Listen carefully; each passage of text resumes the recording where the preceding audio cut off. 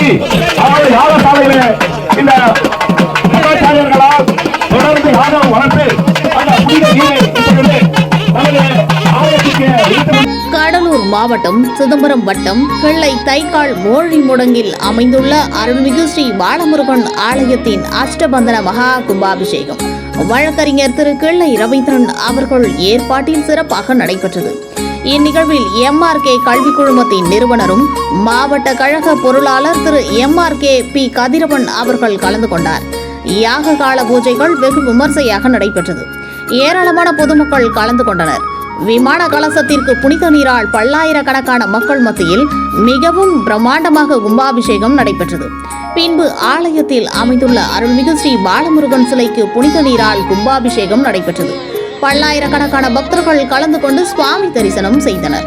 5000க்கும் மேற்பட்ட பொதுமக்களுக்கு அன்னதானம் வழங்கி சிறப்பித்தார்.